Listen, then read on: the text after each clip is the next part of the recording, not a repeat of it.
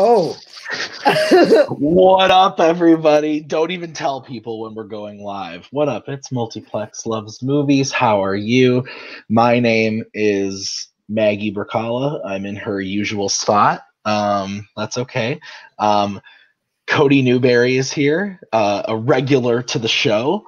Cody, how are you? I'm really great. I'm glad that I got to show back up on a movie review show or a movie talk show, and it didn't get canceled over holiday break and didn't get to do a last episode. So I appreciate that you keep it going. So yeah, thank you. I was feeling the same way. I'm glad you brought that up. And also here, returning to the show for the, I don't know how many time, Robert Parker. How are you? I am lovely, Tim. Thank you for asking. How are you? And how you doing? I am just so friggin' fantastic. That's what I like to hear. Yes, our normal panelist of Margaret will be off this week. She is busy saving people. She is saving the koala bears. I don't know what she's doing. She's doing something. I heard it's raining in Australia now, so that's a good thing. I think that's a good thing because that means all the fires go away. Correct? Yeah. That's a good thing. That's what we want. Yeah, I don't think that instantly puts out all the fires, but it probably helps. Well, you know what we don't want, which you know what, Cody actually alluded to it. I think we should talk about it. I think we're gonna talk about it. Okay, let's talk about it. Because if Maggie was here, she would be like, "No, we can't." But she's not here. This is an Unchained episode. Yeah. Fuck the patriarchy. Yeah, so let's talk about this quick. We don't have to settle on it too long, but that's the other thing. It's been less than a week. If you don't know what we're talking about the fact that Collider Video shut down production on Collider Movie Talk, Collider Live, Collider Heroes, and Collider Jedi Council. Actually, today, me and Maggie were talking about this, and I said, should we talk about this on the show tonight? And she goes, it's been weeks. And I was like, it's been 5 days. This was last week this happened. This was literally, was this on Friday of last week or Thursday of last week? Yeah, I think it was the 2nd. I think it was the day after New Year's. Yeah, it was less than a week ago. It was 5 days ago. So I want to get everybody's take on it because I feel like it is important. Like, we're in this space. Like, I think it's an important thing to talk about. And I don't normally talk about the things going on in other communities' channels and stuff because it doesn't concern our channel. Mm-hmm. So I don't usually like to talk about those types of things. I don't bring up Schmodown stuff, whatever. But I feel like this is like kind of too important in my opinion. It's kind of big. It's kind of big. So again, if you didn't know, they shut down production on Movie Talk, Collider Live, Heroes, and Jedi Council. And for me, I used to watch Jedi Council, usually leading up to movies. I would watch them. So towards the end of the year, leading up to a Force Awakens, a Rogue One, so on and so forth, I would watch Jedi Council. Heroes, when Schnepp was on, that was a weekly thing I would watch all the time. I believe it was daily at one point. I watched it. But Collider Live was kind of my bread and butter. I watched that every single day, even after Christian Harloff left, and it kept going. I think the show actually, in my opinion, got better with Roxy and Darina hosting. And then you have Movie Talk, which is like the flagship and has been the flagship of that brand, the video brand, for a long time. And I think, again, we don't know all the details. We're just fans here speculating. But from my perspective, I was really bummed. These are not just shows I enjoyed, but people that I really respect and look up to, especially people like Mark Riley, John Roca, Roxy Stryer. Like, those are people that, like, you could tell put their, like, heart and soul into their work. And to just have it kind of ripped away. And from all accounts, they were given maybe like an hour's notice before the press release went out. Didn't get to have a goodbye show for their fans or anything like that. And then on top of it, you have people representing Collider tweeting and saying some really dumb shit. I am unaware of this new development. Whatever could you be referring to? Yeah, exactly. Well, So for the people who don't know, if you don't know, go watch John Campia's rant. I would never purposely send you to a John Campia video because I don't love him that much, but I think his take is perfect. Cody, what's your take? Okay, so Mark Fernandez just went live on the town. I have not seen it. Okay, I haven't seen it either. I personally have watched the entire thing. I just watched it before I got here. So the main factor that I don't have a problem with them canceling the shows. I don't have a problem with them canceling the shows. Do I miss those shows? Yes. But does anybody in a business sense have a right to cancel a show? 1,000%. Like that, like just like Daredevil, all these Netflix shows, they all went away. Like there's a reason behind it. There's financials behind it that we don't understand. We're fans and they want them to keep going. But let's be real. Things cost money. At the end of the day, it costs money. The basics of his town hall was he was moving in a different direction and he went. The problem that I have with it, and the problem I still have from his town hall, of his lack of remorse to an extent. Like he teared up, he cried about a few people, he got upset. But the main factor was that he went, everybody asked him a question like, why didn't you guys give these guys notice? And he basically said, the chat, they said basically at the end of the day, the town hall, in willful employment, you do not owe anybody a 2 weeks notice. You don't owe anybody anything. You can end it whenever you like. And that's what the direction he tried to go in. And then he tried to sell some fake bullshit that the only reason that he didn't do farewell episodes is because it would have been too hard on him to see the people that have to do the goodbyes and have to do all that stuff. That's an interesting take. Basically, what he's doing is in Studio B, where most of the shows were recorded, he's building a VR experience studio there. And that's just not, and that's just not capable. He also broke down all the staff that he let go. The main full-times, he let John Roca, obviously. He let Mark Riley. He let Adam Smith. Those are the three main full-timers that he let go. Then he let freelancers go, like Roxy, Ken, Emma, the list goes on and on. There's a lot that he mentioned. But he basically said, like, he's and he said basically the reason why the cancel happened is we were not winning in those areas anymore. There were other people out there doing it better than us. So then why continue on that path and direction that we're playing third, fourth, fifth place to? And for your consideration is they have a market that no one else is into right now, and they have that opportunity. That's why for your considerations going around. But the basic factor is he is obsessed with new technology. He wants to be on the cutting edge of it. He thinks that that's the way to go, and he decided to cut out the popular shows. I mean, he talked about losing 25,000 subscribers. He talked about like how people think he's an idiot. But I think the main factor that I took away from it, that even at willful employment, you did not have a choice to talk to any of them.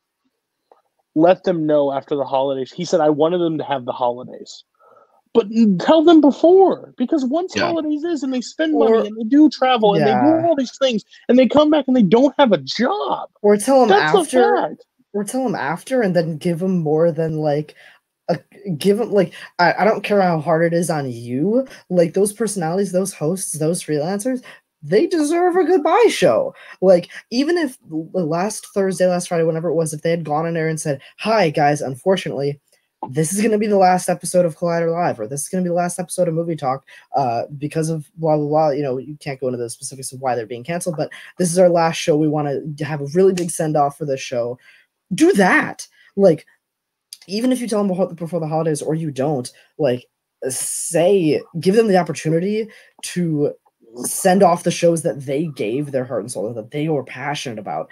It's really rough to look at how everything fell out. Like, from a business decision, like, it's really hard to criticize saying, hey, you cut these shows, that was a bad move. Like, we are in no position to say that at all, because we don't know the details. We don't know the specifics. We know what the view counts that we see and the response to the community that we see, but we do not have the optics and the analysis and the analytics to like make those kind of calls. So if you're going to do it, the way that it was done was really, really shitty. Not only to the people who are cut, but also to the fans of that content. Like, and that's one thing. Like, I did watch the Campia thing today, which I'm in agreement with you. Like, I'm not a huge fan of his, but I thought a lot of what he said was fair. Some of his stuff was just super, super personal, but like, I thought the way he said it, this is shitty for the community and for the people who were let go. I thought that was all. He also said Jack Hind is not his number 2 at Collider. It is absolutely not his number 2. In whatever happens with Jack behind the scenes will be happening behind the scenes. He's not going to do a public execution. Basically, he should be fired. Which any business in general, like if you get let go from job, no one's going to announce it on air or like say that you're suspended or dock of whatever. Yeah. You're not going to say that stuff. So we expect it. But he basically said Jack Hind is not his number 2 because he watched John Camping's video. So yeah, I'm with Boatman on this one. Where Multiplex is just going to be all about Nico Regoli deepfakes. I think that's a great idea. Yeah. So, and I think that's just like, again, everything we say does not reflect the overarching views of Multiplex. These are our own opinions. But again, another opinion of mine is I just don't want to see all of these people run to SEN or even a John Campia show. I would rather see these people do their own things. I hope they do. I hope they are well off. I know Riley's getting married in like 3 months. That sucks. That's trash. That's horrible.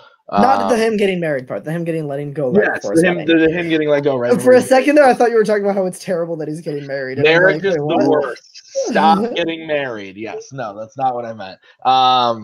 But yeah, no. So this just all sucks. But again, there's not much more that we can say on it. Yeah. I think we're all a little bummed. Yeah. I think that the important thing is, though, if you want to support these people, go and support them. Subscribe to their channels. I've myself subscribed to Roxy, Koi, Riley, Roka, all in the past few days. They're all already putting out content. That's fantastic. Roxy already had like a channel, but Roka, Riley didn't have channels. Boom. They're doing stuff already. So fantastic. Go support them if you want. Okay. Now on to the actual part of the show, the actual version of Multiplex Loves Movies. Our first topic, if you don't know, like Cody alluded to, we're a movie news show. We do this every Tuesday. We were off for a couple weeks for the holidays, but we are back and ready to go. First off, every week, we talk about the box office from the weekend. So, guys, this weekend, number 1, Star Wars: The Rise of Skywalker brought in another $34 million. That movie is close to be making its way to $1 billion. Number 2, Jumanji with another 26. That movie is well on its way to about 650 is probably where it's going to cap out, which is a lot lower than the last one, but still good. Little Women, almost $1 billion. Okay. It was right under $1 billion. Little Women is cracking another 13.6, which is really great for that small movie. It's now at a worldwide gross of 80 million, which is pretty impressive. Frozen continues to dominate the world. It's made another $11 million at the box office. It has now grossed $1.3 billion, which is just fucking nuts. And the only newcomer this last week, The Grudge, with 11.4, so barely cracking the top 5. It's made 18 million worldwide, but it had a budget of 10, so it's already made its budget back. Robert, what do you think about the box office this weekend? I mean, I'm obviously not shocked that Star Wars is still number 1. Is this the slowest going of the new trilogy? Yes. I remember Force Awakens and Last Jedi doing more than this, like, by this point in their run. So, but I'm not super surprised by that. Like, the discourse around Last Jedi, because there was like so much division in it, that didn't really come until like a couple months after the movie, I feel like. And this one, like from day one, there was like a lot of, Twitter threads about it. So I'm not surprised that this one's slowing down compared to the rest. Still not surprised that this is number one, of course. Like, there hasn't been a huge major release since Rise of Skywalker, and people are still going back to rediscover it. Glad Little Women is making that money. That's good to see that, like, because I mean that can't be that high of a budget, so that just means it's like actually making money, which is a good thing for movies to do. And yeah, Jumanji, I haven't seen that one. I haven't seen most of these, but I'm not surprised that Jumanji is lower compared to the first one either, because the first one was kind of like a little bit of a lightning in the bottle hit. Yeah. Koho claims that Rise of Skywalker is struggling the way it is kind of surprising. Again, I don't think it's struggling. I want to be clear. I don't think the movie it's at almost $1 billion. The movie's made almost $1 billion, and I get why people like Koho. People who like to throw out buzzword headlines and make top 10 lists all over the community's pages. I'm sorry, I love you, Caleb. But I get it why people would say that it's struggling based on the performance versus the other two films. But again, if we, or even if you look at something like that one movie I don't like, Rogue One, I had to think about it for a second. But if you look at it, the movie cost $200 million, so it's well over its budget. Yes, thank Caleb. Yes, that is what I was getting at. It's struggling by Star Wars standards, but obviously Solo bombed. But yes, compared to Force Awakens and Last Jedi, it's struggling a little bit. I think at this point in the run, Last Jedi probably had already made its billion. But again, The Last Jedi, if I'm going to double check, but if I'm not mistaken, The Last Jedi capped at 1.3. So this won't get there. I wouldn't be surprised if this goes on to make about 1.1, which again, to say is a disappointment or struggling. I don't think that's true, but I do understand why people would say that it's struggling or it's not. It's a disappointment. Like, people like to throw that shit out financially. Like, I don't think that's the case. When you're coming off the heels of The Force Awakens, which made almost $1 billion domestically, like, you're not gonna reach those heights. And again, and coming off of Endgame too, which was Disney's last like huge thing, non-Disney. So like, sure, we had Lion King and Frozen and stuff, but I get it. Cody, anything juicy about the box office you want to talk about? I love that my letterbox says the one thing I missed from 2020 so far is The Grudge, but that's never gonna happen. I haven't seen it. Frozen 2, haven't seen. Little Women, I haven't seen. Jumanji, I haven't seen. I've seen Rise of Skywalker, and yikes. But on that note, I want to see Jumanji, and I want to see Little Women, and Frozen 2, so I'm happy they're still trucking along. But I mean, again, Rise, I think everything is struggling or not great. From the basic world of Force Awakens. Like, Force Awakens came out, it broke everything, and everybody in their world thinking that it could ever do that again is just doesn't work. It doesn't work that way. Like, it was lightning in a bottle. It happened. It won't happen again.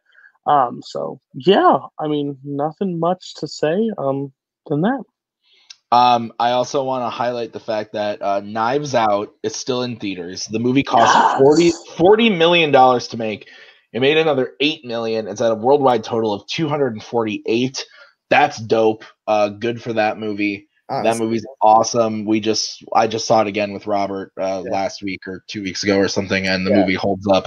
It's fantastic. So good for Sorry, I mean, I only saw I saw less than 25 2019 releases this year. I did not see very many. Wait, what? Less than 5? Less than 25. I was like, what? I saw less than 25 2019 releases this year. Less than 25 2019 releases this year. And Knives Out's in my top 3 of the year. That movie's spectacular, and I'm glad that it continues to make money. Yeah, and also Uncut Gems, another smaller movie that has a small budget, is at $37 million domestically. It's not opened overseas. I don't know if there's plans to, but it keeps getting added to more theaters because it keeps doing well. So sure. A24 is having a fantastic year when it comes to this type of content. They know how to roll out these types of movies. So Uncut Gems is great. Go see it. Let's move on. Unless Cody, you look like, are you constipated? No, I was gonna say something, but I think Disney actually has had financially a great year, but I think their movies are down this year by a good margin. I would agree with that. From previous years, Like quality. like this, yes, I think quality. I think like Toy Story, like I'm counting Disney as like the overall like art, everything that like in game great.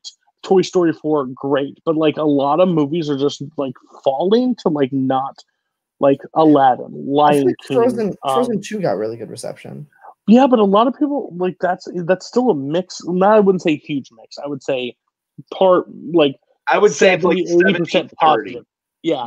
But then some people are still like, man, I'm like, this is just a weird year. And Rise of Skywalker, there's just a lot. I think they pumped out a lot this year, and it's just not a lot paying off. Dumbo wasn't Dumbo this year? Dumbo was this year. I actually, when it comes to the Disney movies, everybody knows I'm a shill. I actually liked a lot of these movies. I didn't like Dumbo, but I'm the one weird person in this world that actually liked Maleficent 2. I thought that movie was not that bad. I thought like it got like railed on by the critics, and I thought it was actually pretty decent. I thought it was better than the first one. A lot more action, good performances. I thought it was fun. And it also doesn't ruin Sleeping Beauty like the first movie did. But Toy Story 4, Endgame, fantastic.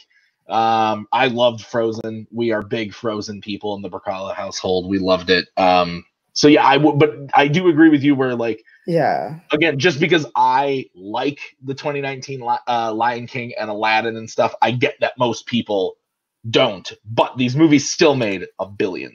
Right. Yeah. Critically, I think it's interesting to look at what Cody's saying, like critically, because like it's just about the ratio, right? Because they put out a lot of stuff this year, but what percent was really, really acclaimed critically, right?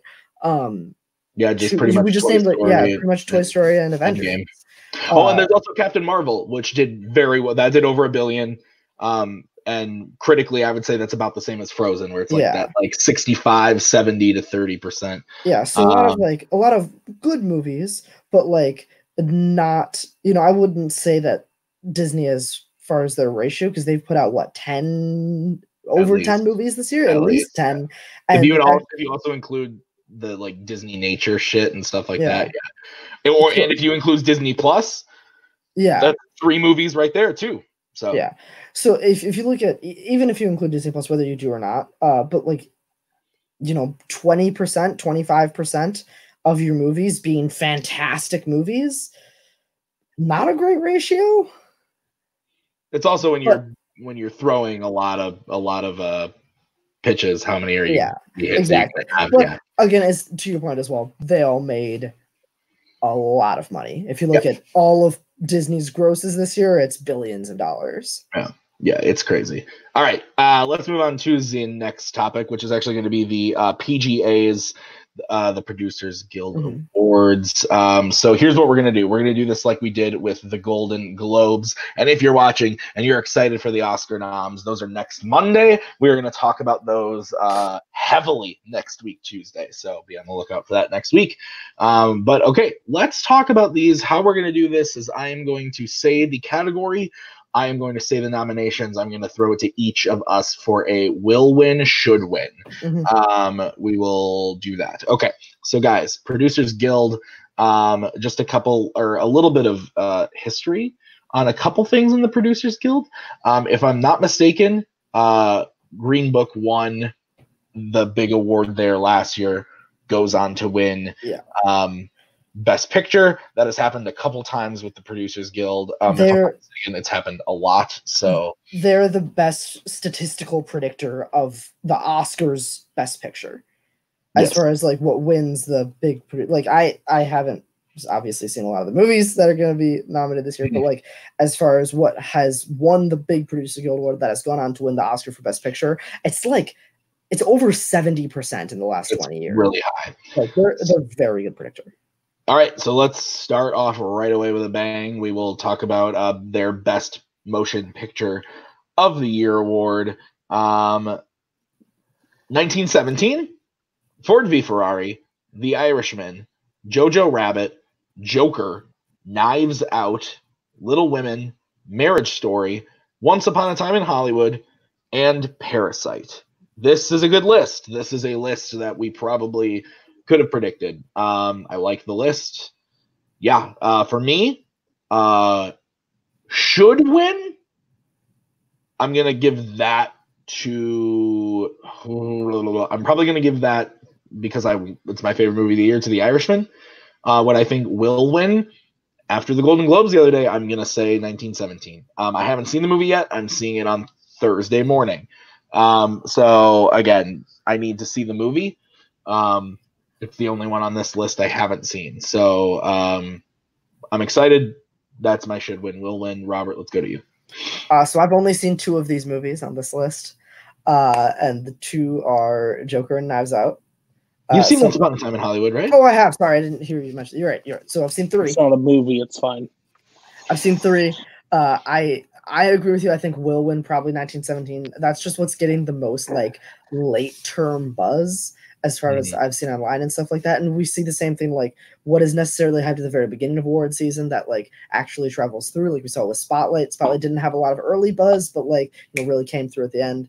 Similar thing with Green Book. So I think that's kind of what 1917 is going to be doing this year as well. And should win, I mean, of the 3 I've seen, I think I liked Knives Out the most. So I'm going to go should win Knives Out, but I don't think it has a chance against the other films. Okay, Cody, what about you? Should win is The Irishman. And there's a lot of people that backlashed on Golden Globes, like how did 1970 win director and thing? Idiots, you haven't seen it yet. Like no one's seen it. You can't even backlash something that you haven't actually had a chance to watch. This trailer alone makes me want to give it the award because the trailer alone is literally like, it looks like a masterpiece. Again, I'm going to see it. Oh, even when he's not here, he's here. The hell that I live in. But I think it's 1917's to win. Like, and I think they're going to win a lot of technical Oscars. It's on top of director, and if it's as good as what it says, I'm seeing it. I think Friday, so I'm really excited to cap that off. But there are some that I'm going to finish off. Did you say The Farewell was nominated or no? It was not. Mm-hmm. Okay, just making sure. But I saw it added to the Voodoo, so I'm really It is now on Tim's Voodoo, baby. Along with The Lighthouse. Lighthouse. I'm sorry. I should Joker. So Tim went Blu-ray shopping today, baby. All right. Can we do a sort of thing on our channel that Tim goes shopping? Movie shopping with Tim. You just film me like going to Best Buy and stuff. No, Tim. We should do next time I'm in Madison. We should do pre-played. Oh, absolutely. We'll do that too. We'll make it a whole thing. We'll do. I would actually do that. Do a multiplex those movies and do it like an episode of. There you go. Multiplex movies on the street. It's going. It's happening, people. Okay. Next category: outstanding producer of an animated theatrical motion picture. So our nominees are Abominable, Frozen 2, How to Train Your Dragon, The Hidden World, Missing Link, and Toy Story 4. This is a pretty standard list. I want to tell a story. The other day during the Golden Globes, me and Maggie were driving home from Milwaukee, and all of a sudden I realized, shit, the Golden Globes are starting. So we pulled out my phone, pulled up the Golden Globes, and Maggie was driving. I had them and was listening to them and giving the updates. And the whole drive, it was all producer stuff, or it was all TV stuff. I'm sorry. Then we get home. We walk up our stairs, go into the apartment, turn on the TV, and they say, and the winner is Missing Link. And I went, what? And I fell over. I fell on the ground. Don't get me wrong, Missing Link is a good movie. I'm just shocked. It's not better than Toy Story, How to Train Your Dragon, or Frozen. I think it's better than Abominable, but holy shit. So for me, should win is Toy Story 4. I think will win will still be Toy Story 4. I think it will prevail. And I think it's going to win this and then go on to win the Oscar. So, Cody, we'll go to you next. Everybody at the tables thought that Missing Link was not going to win because they announced it and you could hear a pin drop in that place. And they were like, what? I was on call with Boatman, Cam, and Koho. And when they announced it, we all went, huh? Like it was a shocking thing. But should win is Toy Story 4. Will win Toy Story 4. Let's bring it home. It needs to. It's the best animated movie this year by far. Yeah, I would agree. Robert, let's go to you. Yeah, I'm on the same page. I think will win and should win both Toy Story 4. I think it's interesting to talk about the possibility of like an extreme vote like split, and that's how Missing Link happened. Because like I really liked How to Train Your Dragon 3, but I didn't love it like I loved the other two. But like between Frozen 2, How to Train Your Dragon 3, and Toy Story 4, there is a real possibility of a vote split. Like, because I think those movies. movies. At the Golden Globes, it was The Lion King 2 over Abominable. I'm pretty sure. So it was three Disney movies there. Sure, yeah. So I think obviously we'll wait to see like how this fares for the Oscars, but I find it really interesting to like think that these movies are all like relatively evenly liked. So I think that the possibility of Missing Link or like I think this is kind of an unpredictable category. But I would also agree that Toy Story 4 should win. The funny thing, or not the funny thing, I think Laika deserves an award. So this could be the year that Laika just gets like the Gary Oldman or the Al Pacino, like, sure. hey, like you should this have is your a legacy award. Yeah. I'd be fine with that. I just hate that it has to come at the cost of Toy Story 4. Yeah. But I get it. So we'll see what happens. All right. Next category is one that all of us aren't as nearly as interested in, but that's okay. We're going to talk about it anyway. And that is Best Producer of Episodic Television Drama. So we've got Big Little Lies, The Crown, Game of Thrones, Succession, and Watchmen.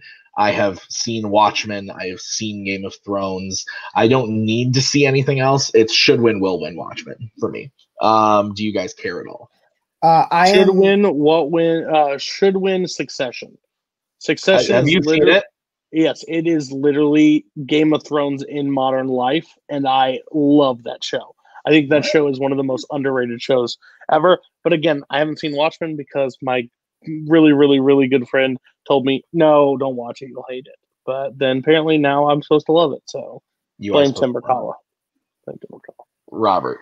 I'm excited to see Watchmen once I start, probably in a week or two. I'm going to start watching that show because I haven't yet. But I think should win at this point, just because the hype I've heard, probably Watchmen will win. I think Game of Thrones is probably going to win, and I don't think it deserves to, but I think it will be. I think this is another similar like legacy thing. Like, hey, this was such a cultural like moment over the last many years that I think I would not be surprised if Game of Thrones gets it, although I don't think they should. All right. On to the next is comedy for episodic television. Barry, Fleabag, Marvelous Mrs. Maisel, Schitt's Creek, and Veep. I haven't seen any of these, but the macaw loves Schitt's Creek. She won't shut up about Schitt's Creek. Loves that show. She's obsessed. She watched it on Netflix and absolutely loved it.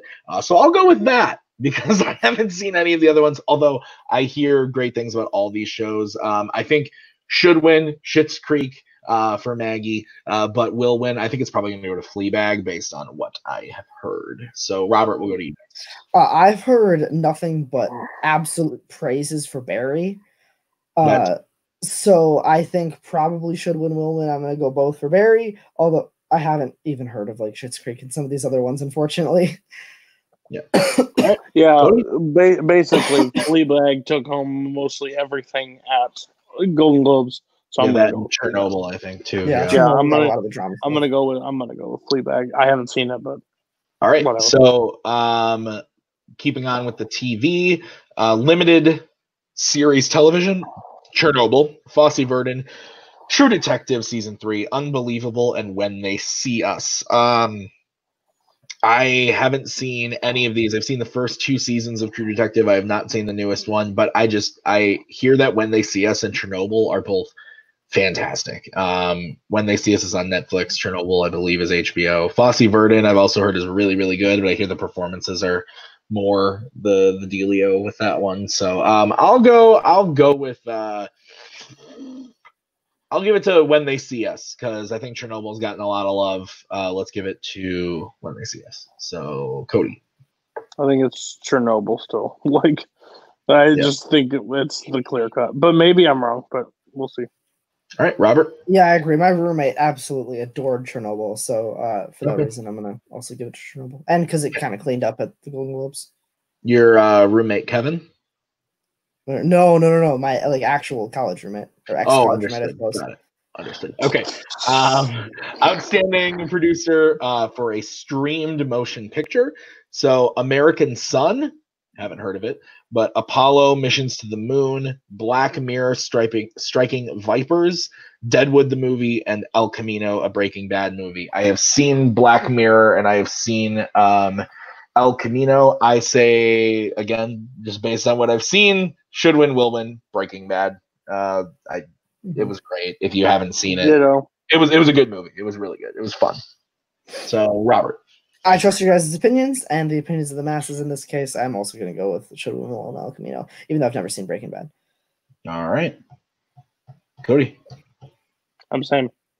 All right. Don't go against Breaking Bad. Non-fiction television, 30 for 30, 60 Minutes, Leaving Neverland, Queer Eye, and Surviving R. Kelly. I have heard nothing but amazing praise for this Leaving Neverland documentary. Yeah. I've seen a lot of it. I have not seen the whole thing. It's like 4 hours long.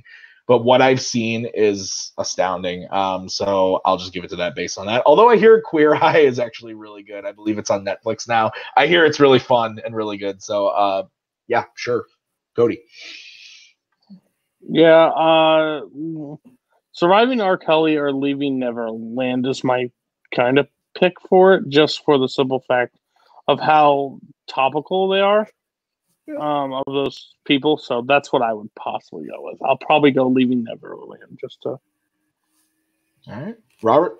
Also Neverland. That's the one I heard talked about on NPR. So I think old people also listen to things like NPR, and they'll vote for it. Old people.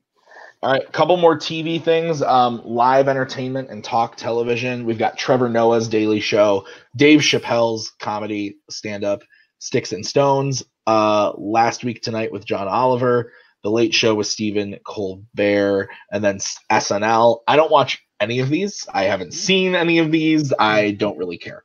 Anybody? I like John Oliver and I like Stephen. I bet John Oliver is. And I think SNL's been getting better.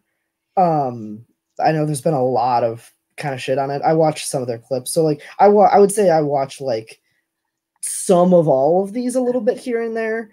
Of these, my favorite, I prefer John Oliver. So I will say. I bet you money that Chappelle ain't winning. Guaranteed. Oh, yeah, no, I don't think that's not happening. Okay. So then next we've got Outstanding Documentary Motion Picture, Advocate, American Factory, Apollo 11, The Cave, For Sama, Honeyland, One Child Nation. I've seen Honeyland and Apollo 11. Both were fantastic. Apollo 11 is the one that I would give it to. I think it's the most commercial documentary of the year. So I'll probably give it to that one. Yeah, I've heard the same, that just Apollo 11 is the most like accessible, and that's probably what voters are looking at too. So I'll do the same thing. Yeah, I trust him. Cool. All right, Innovation Award. I think this is pretty cool. This is for like kind of some weird stuff that we wouldn't normally talk about, but 20,000 Leagues Under the Sea interactive adventure. Cool. Ooh. Artificial, Black Mirror, Bandersnatch, Bonfire, Cosmos with Us, 1111, First Man VR, How to Train Your Dragon, Fly with Toothless VR,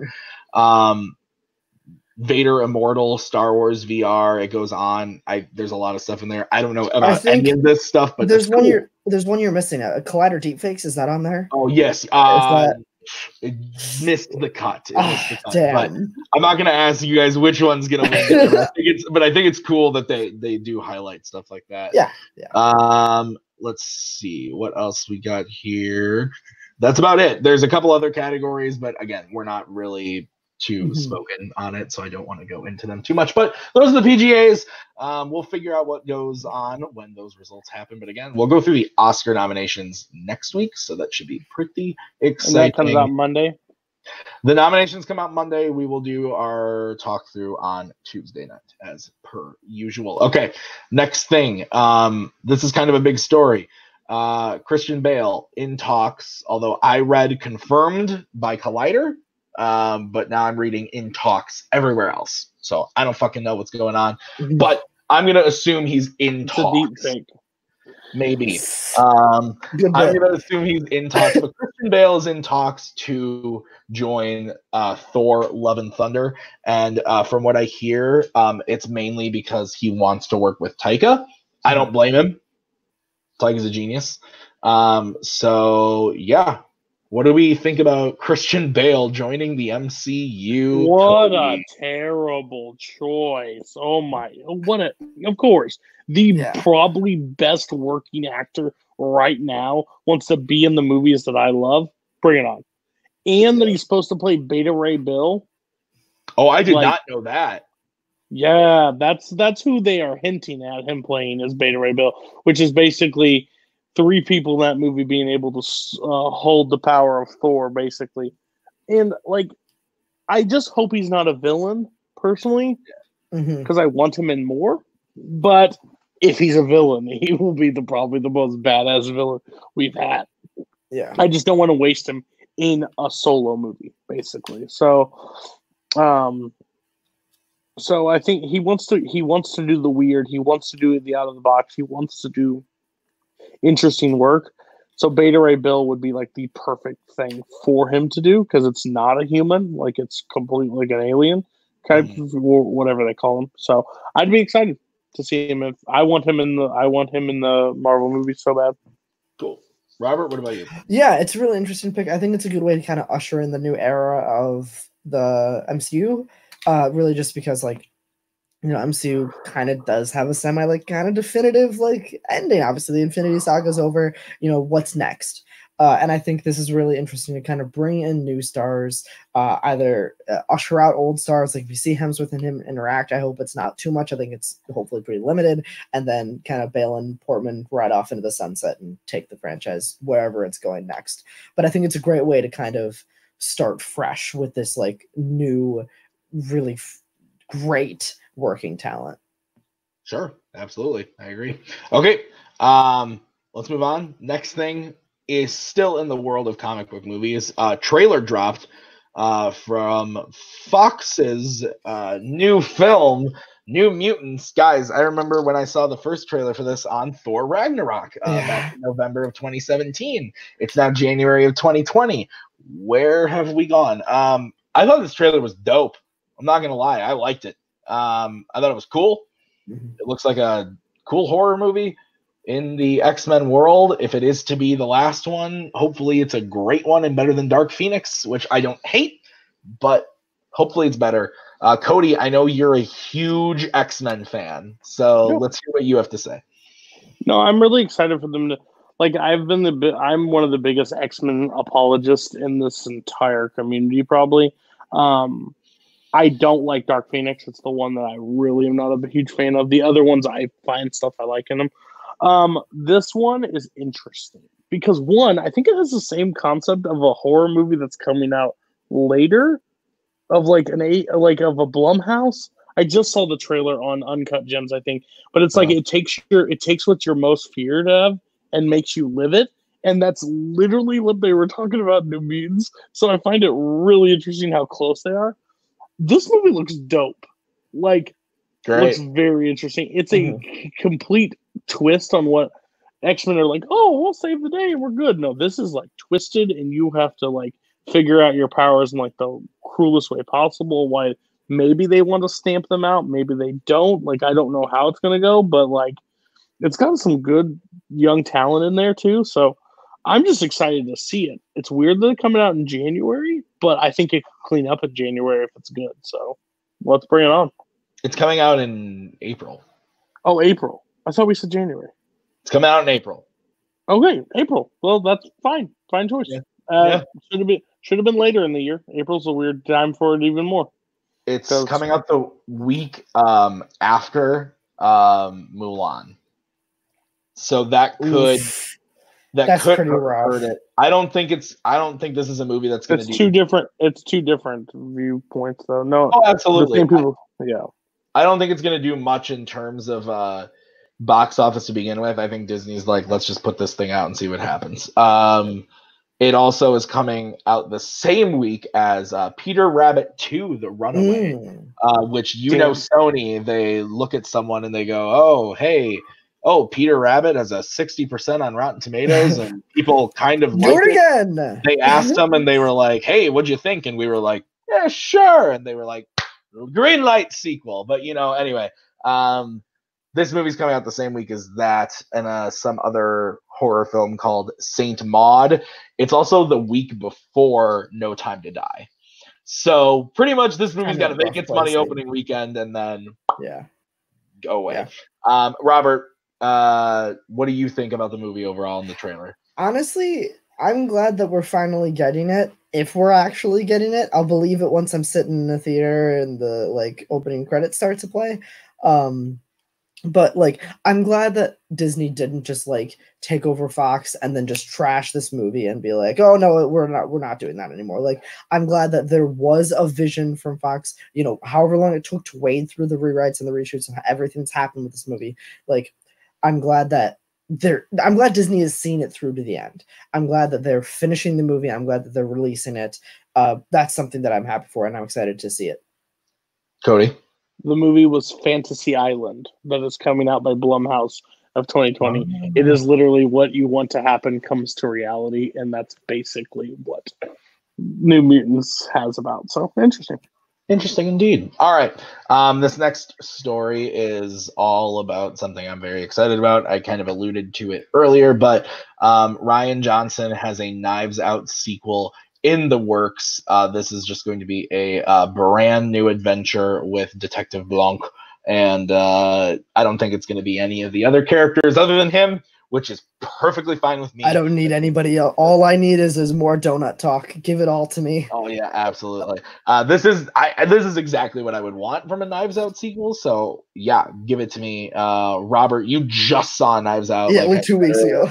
2 weeks ago. So how do you feel about this? I would love to see another adventure. I love Daniel Craig's character. I love the way that Rian Johnson was able to get the ensemble cast to work so well off of each other, and also get the script to just fire at every single moment it needed to. I think the script was the highlight of the movie. It's a little bit where you don't want to have a sequel and then it be disappointing. It's, in my opinion, having just seen Knives Out, it's kind of tough to think about them outdoing themselves with another murder mystery and do it even better, because this one was so freaking great. But if it's just as good and just as twisty where it needs to be and just as predictable where it needs to be with the same level of quality written characters, then I'm all for it. I definitely don't need to see those same characters again, or those same actors again, besides Craig. I just I don't want it to retread anything. I want it to be completely new story, completely brand new mystery. So I just don't want to be disappointed and be like, "Oh man, that Knives Out, it's trying to be Knives Out so hard. It wants to be Knives Out. It wants to be that script, but it's just not." I hope it's fresh. Yeah, I agree. I 100% agree. Cody, Knives Out, if I'm not mistaken, is one of your favorite movies of the year as well. Do you want to see a sequel? That's my number 2, and personally, no, do not want to see another sequel. Just because I think the first one is beautiful and stands alone, and the second one is going to be, regardless, going to be compared to the first one. And I just don't know where you go. I know murder mystery. I know that he can solve something else, but then now you're going down the road of Sherlock Holmes. You're going to he's a fun character, but honestly, Daniel Craig was fun in that movie. I liked him a lot in that movie. But the reason why I love that movie so much is the ensemble cast that was in that movie that he got to play off of. That's what I'm worried about. I'm okay with it, but I want to see something completely different. Than the first one. Can I answer that? So personally, from the question in the chat right there, would you rather see a Knives Out 2 or Murder on the Orient Express 2? I would rather see a sequel to Murder on the Orient Express, because I liked that movie fine, and I think that has more area to improve on, because I think the cast and the performances of that movie were good, but the script kind of let it down, and it was a little bit too convoluted, and I don't think that that obviously wasn't on the level of Knives Out as far as like quality of every aspect, script, performances, twists, all that kind of stuff. So I think there's way more potential in Murder versus Knives Out, just because, yeah. Well, because they already set him up in a different world before he got that job. Like the beginning of Murder on the Orient Express is that guy is literally hunting down something else. Like you see where he could go. In Knives Out, you don't see any of that. And I honestly think I might like Kenneth Branagh in Murder a little bit more than Daniel Craig in Knives Out, and I love them both of their performances. I like Kenneth Branagh's weird. I love the kooky stuff he's doing. I love the kooky stuff Craig's doing. If I have to say, you're throwing me in the theater right now, which one am I seeing? I'd rather see Murder because I think there's more to improve on from the first one. The real question here is, since when is Koho the supposed Agatha Christie shill? I've never once heard you say Agatha Christie, Kaleb Koho. He has, but he's a little bit. Oh, okay. Yeah, he's a huge murder mystery guy. Oh, is he? Oh, I know that. I knew that. But anyway, cool. Okay, great. Death on the Nile coming this November, I believe. I want to see a sequel. I hope it's not called Knives Out 2. I hope it's like guns pointed, or like something else. Like I think it should be guns pointed now. Like there you go. It should be something, or honestly, something out or whatever. Like Knives Out, like Blade, or I don't know, something else. Like Blades Out. That sounds like such a ripoff. That sounds like the BuzzFeed ripoff. I mean, whoa, hello. Why are we bringing? They're called Native Americans, not Indians. Yeah, that sounds like I'm taking this comment off the screen. Okay, guys, we're canceled. We did the main part of the show. At the end of every show, we talk about the movies coming out into theaters next week. That is what we're going to do right now. So, coming next week into theaters in wide release. We already talked about it a little bit. Jesus Christ, Kaleb Koho, you make me want to jump off a bridge. 1917 coming to theaters. I'm seeing it on Thursday. I'm very excited. Cody, you said you're seeing it Friday, but are you looking forward to it? Oh yeah. The idea for this war movie is brilliant in my eyes. I think this is just a genius. Like, if you guys don't stop it, the people will die. Like, the brothers, like, they know that somebody's about to, like, and they have to lead this mission. And I'm not a huge person that, like, the movie is sold with me by the visuals and everything else. Like, I want a story. Like, I want a really good story. And I think this is going to give me the perfect thing that I want. Like, I think it's going to be brilliant, honestly. Awesome. Robert, what about you? I will not see this before seeing other things that are in theaters that I'd rather see, but I will probably see it eventually, like a couple months down the line. Maybe pre-Oscars, we'll see. But just from the trailer alone, it looks like Dunkirk, but better. Honestly, like Cody kind of nailed it on the head. Like I can really appreciate good filming, and I can appreciate good sound design and good cinematography, like in a war movie. But like, your movie can't hinge on just that for me to really have a good, enjoyable experience out of it. Cody and I have the same opinion. This is why we don't love Dunkirk.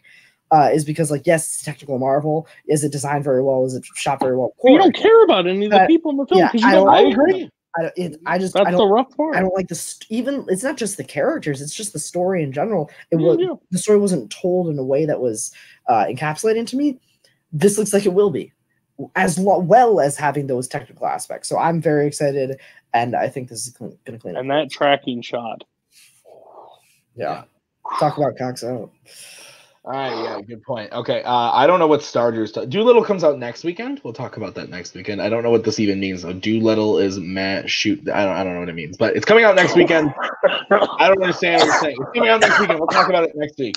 It's gonna be bad. All you Doolittle RDJ fans, I will bring you that review as soon as I see the film. It's gonna be bad. The next movie coming out next week, another expansion into wide release, is Just Mercy, starring Michael B. Jordan. Holy shit, I almost lost it there. And Jamie Foxx, Brie Larson. I think this movie looks great. Very excited. The Macaw is super excited for this movie because it has lawyer things in it. So I'm looking forward to it. Robert, what about you? Yeah, it looks interesting. I like Michael B. Jordan. I think It's going to be an interesting play. I'm really hit or miss with Jamie Foxx, so we'll see. But it looks like classic Oscar bait, to be honest. Like, it doesn't look super, super unique to me, but I also like history and I also like lawyer stuff. So, I could see myself enjoying this one. All right. Cody? I want to see it, but too bad my theater will not be playing it. Instead, my theater is going to be playing movies like a Boss and Underwater, which I don't know what those are. Well, you're jumping the gun. We're about to talk about them next. Coming up is Like a Boss. This is a comedy starring Tiffany Haddish. That is a Byrne. That's a weak word to use right now. Comedy, yeah, right. So we saw the trailer before Bombshell, I believe. And there's one joke right at the beginning of the trailer that made me laugh, and I looked at Maggie and I said, "This looks pretty good." And then the rest of the trailer happened, and I was like, I'm not going to see this one. If I have time, I'll check it out, but I don't plan to because... You're going to be busy. You got I got other stuff I got to watch. Well, literally all I have yet to see before I finalize any lists is 1917 and Just Mercy. So, documentaries? They're never going to make it into my top 10 of the year. Oh, that's fair. Not with an attitude like that. Well, I know once the awards get nominated, once the thing, you have to watch everything that's nominated. So I've decided I'm not going to do that to myself this year. Last year, I forced myself to watch. Well, no. So anything like, again, this is going to sound bad. Anything big, I'm going to watch. So I'm going to watch all the foreign films. I'm going to watch all of the. I'm not going to force myself to see all of the shorts, and all of the docs, and all of the that one random movie that was nominated for visual effects that everything else wasn't, or the one movie that was nominated for sound design, and it's only. You got the help we sent. You got the help we sent. I'm so happy. Thank you. I can't do it again. Last year I watched so many movies, and I love it, but oof. Okay, so.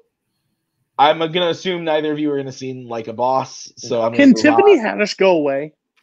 Am I rude to say that? Can she just go? I don't find her humor funny anymore. Is it because she's a woman or something else? Oh, 1,000%. Yep, 100%.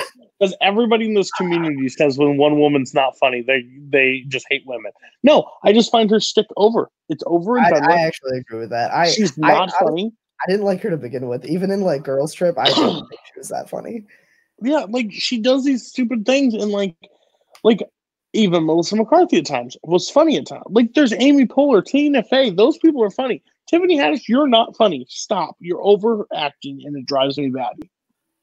All right, make sure she gets your message. The final release this weekend is Underwater.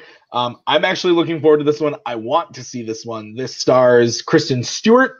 As well as I know TJ Miller's in this thing and a couple other there's a lot of randomly famous people in this movie, but those are Kristen Stewart's the big one. She's the one who's on the poster and everything.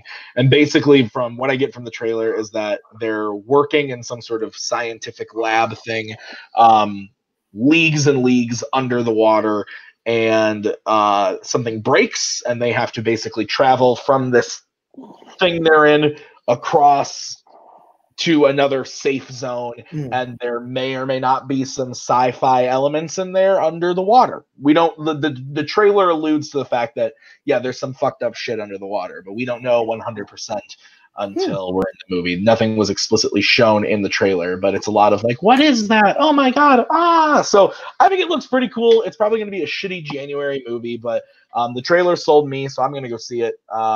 Cody, the pitch I just gave you, what do you think? Sure, but I have to see 1917 first, and I have to watch The Farewell and The Lighthouse, and there's a lot of good movies that I still need to watch. But I will add it to my list, but I probably won't go to the theater. I'll probably watch it when it comes out. So. All right, Robert. Based on that pitch, honestly, you sold me. That sounds something that's kind of up my alley, random sci-fi crap with water. I don't think I'll see it in aliens in the water. I gotta go see it. I don't think I'll see it in theaters, but that pitch kind of sold me. I might be interested in seeing this now. Watch the trailer after this. Yeah, I will actually watch the trailer when the show's over. All right, guys, that's the show. Thank you for watching. Thank you for making us your now official movie news show on the internet. I'm glad that we could be that for you guys. We're not going to go daily, but we'll be here every Tuesday that I can muster up the courage to get off the couch and put on a shirt. So, Cody, actually, you have things to plug. So, Robert, I'm going to go to you first. Do you have anything that you want to plug? And where can people find you on the internet? Sure. You can find me personally on Twitter and Letterboxd at RBRTPRKR98. That's my first last name of Auspicier. And you can find me occasionally on this show and occasionally around Multiplex in general. And that's the big stuff for now. Hit me up in a couple months. Yeah, there you go. That's about right. Cody, what is going on tomorrow on that show you do that I saw on Take 3 the other day? Yes, the show my show is now split between two networks apparently. One good host, one bad. That's mean. That's sorry. Mean. Well, listen to me when I say stuff to you. Okay. So we're doing best opening scenes in movies. The best opening scenes in movies. Top 10. I've got it's still our pre-recorded episodes. We will be live on the 22nd of Best of 2019. Gives enough people to watch all the movies that are coming out to get a shot. 1917, for example. So come check back. But yeah, tomorrow's gonna be good. We got Koho, Boatman, Barr, and Brian Michaels. It's gonna be a fun show. So yeah. Dope. Kaleb always nagging me from afar. I tell him I'm going to do something. He still makes sure that I need to do it. Trust, I haven't gotten to my part yet, Kaleb. Here you go. Here's your stuff. Okay, guys, tomorrow, voting ends for the Multiplex Awards for 2019. It ends tomorrow night. It's going to be gone. You won't be able to vote anymore. So if you haven't voted, go and vote. Make sure you write in Nico's Rock for Manager of the Year. Absolutely. The results of said voting will be announced Sunday night, tentatively at 10 EST. Kaleb taking a page out of Robert's book and calling me daddy. He just said dad. I added the D. So that was a yes from me. Yeah, that too. Anyway, that was you projecting onto him on that one. It's true. But anyway, so the results will be announced in a live stream. Okay, so guys, here's the thing. It'll be announced in a live stream Sunday night, 10:15 EST. If you're watching live and you win an award, we'll bring you in to give an acceptance speech.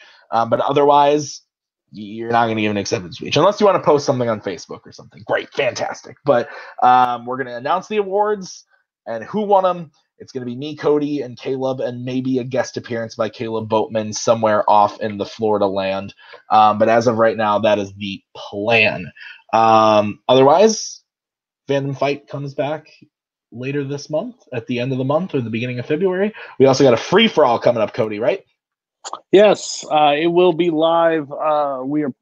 It will be live on the 1st February, so it's going to lead into Sunday. It's going to be February 2nd. Free for all will go live. I'm really excited for it. We have a lot of great competitors. You will know nothing until the event starts. Even the competitors don't know when they're entering. So it's going to be a lot of fun. So join us. Winner gets a title shot of any of his choosing from Warzone singles or teams. So. Absolutely. It's going to be really exciting. Lots of fun stuff coming up at Multiplex Entertainment. But thanks so much for watching, guys. So until next time, that has been Cody. That has been Robert. I have been Tim. We will see you guys next time for another episode of Multiplex Loves Movies. Peace out. See you next time.